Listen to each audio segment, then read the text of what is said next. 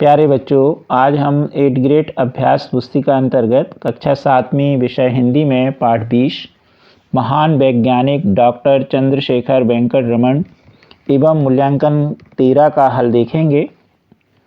आप अपनी कक्षा के सभी विषय के वीडियो देखने के लिए हमारे YouTube चैनल शिक्षा विथ SKD की प्लेलिस्ट में जाकर के आप सभी वीडियो देख सकते हैं।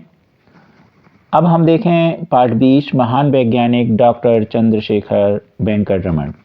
अति लघुत्तरीय प्रश्न पहला, चेन्नई के प्रेसिडेंसी कॉलेज की स्थापना क्यों हुई? तो भारत में आधुनिक शिक्षा के विस्तार के लिए चेन्नई में प्रेसिडेंसी कॉलेज की स्थापना हुई। प्रश्न दूसरा, डॉक्टर रमन की ख्याति देश विदेश में फैलने लगी। पंक्ति में ख्याति शब्द का अर्थ क्या है?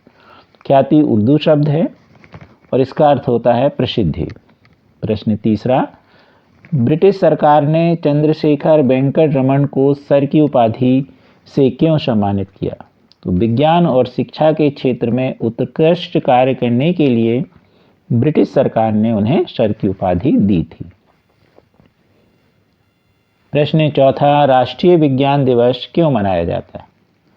क्योंकि इस दिन डॉक्टर वेंकट रमन ने रमन प्रभाव की खोज की थी। फिजिक्स में रमन प्रभाव है, तो इस प्रकार उन्हें के इस खोज के रूप में मनाने के लिए राष्ट्रीय विज्ञान दिवस का आयोजन किया जाता है। नीचे दी गई तालिका में निर्देश अनुसार पूरा करना है। डॉक्टर रमन को मिले पुरस्कारों की सूची। अब इसमें है पुरस्कार का नाम, सन, प्रदान करने वाली संस्था का नाम। तो सर की उपाधि 1923 में मिली, ब्रिटिश सरकार ने उन्हें दी। नोबेल पुरस्कार 1929 में मिला, नोबेल संस्था इसको देती है। भारत रत्न 1954 में मिला, भारत सरकार इसको प्रदान करती है। लेनिन शांति पुरस्कार 1957 में मिला, सोवियत रूस इसको देता है। डॉक्टर ऑफ साइंस की उपाधि उन्हें 1921 में मिली, कलकत्ता विश्वविद्यालय के द्वारा। अब देखें हम प्रश्न छठवां, रमन प्रभाव की खोज का विचार डॉक्टर रमन के मन में किस तरह आया?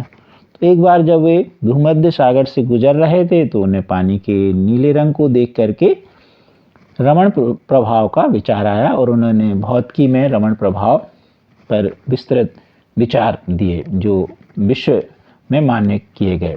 क्योंकि पानी का रंग पानी रंगहीन होता है, लेकिन वो नीला क्यों दिखाई देता है, इस पर उन्होंने रमन प्रभाव के द्वारा उसकी विस्तार पूर्वक समझाया।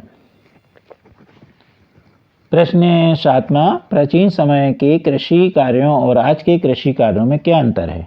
आप अपनी समझ के अनुसार लिखिए। तो इसमें हमने लिख दिया है, आप और भी अधिक लिख सकते हैं जो आपके विचार में आए या आपने देखा है। प्राचीन समय में कम तकनीकी और प्रौद्योगिकी का उपयोग होता था, इसलिए उत्पादन बहुत कम होता था। खेती तो अधिक रहती थी लेकिन उत्पादन कम होता था। इसके विपरीत आज बहुत बड़े पैमाने पर तकनीकी और प्रौद्योगिकी का उपयोग होता है, इसलिए अब आप देखिए खेती के लिए जमीन भले कम होती है लेकिन उत्पादन किसानों का अच्छा होता है। प्राचीन समय में पुराने कृषि उपकरण जैसे हल, दंती, कुदाल, फावड़ा आदि का उपयोग होता था, इसलिए खेती में टाइम लगता था, समय लगता था और खेती भी उत्पादन कम हो पाता था। जबकि अब नए उपकरण ट्रैक्टर, थ्रेशर, हार्वेस्टर आदि का उपयोग हो रहा है, जिससे खेती आसानी से की जाती है। इसके अलावा उर्वरक भी आजकल अच्छे आने लगे हैं, बीज भी अच्छे आने लगे। तो इस प्रकार आज और प्राचीन समय में खेती उत्पादन में अंतर आ गया है। आज बहुत अधिक उत्पादन हो रहा है। मूल्यांकन 13, प्रश्न 8वां, रमन कलकत्ता विश्वविद्यालय में भौतिक शास्त्र के प्रोफेसर थे। वाक्य में उद्देश्य और विधेय छांट कर लिखिए। तो इसमें उद्देश्य होगा रमन और विधेय होगा कलकत्ता विश्वविद्यालय में भौतिक शास्त्र के प्रोफेसर थे। प्रश्न 9वां, आप वैज्ञानिक बनना चाहते हैं तो किस प्रकार की पढ़ाई करेंगे? तो वैज्ञानिक बनने के लिए हमें पहला तो विज्ञान विषय लेना पड़ेगा और 12वीं तक।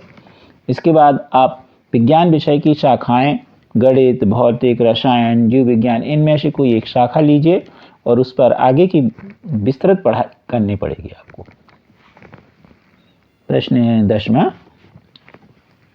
किसी भी कार्य को खोजपूर्ण तरीके से करने के लिए किन किन गुणों की आवश्यकता होती है? किसी भी कार्य को खोजपूर्ण तरीके से करने के लिए हमें उसके कार्य के प्रति क्रमबद्धता से काम करना होगा। खोज के प्रति तर्क शक्ति से आपको विकास करना होगा, लगनशीलता होनी चाहिए, खोज के प्रति गहन अध्ययन होना चाहिए, व उत्साह होना चाहिए उस कार्य को करने की। इस प्रकार जब आप कोई ऐसा कार्य करेंगे तो वह एक खोजपूर्ण कार्य होगा। आप हमारे चैनल को शेयर सब्सक्राइब अवश्य कीजिए। Thank you.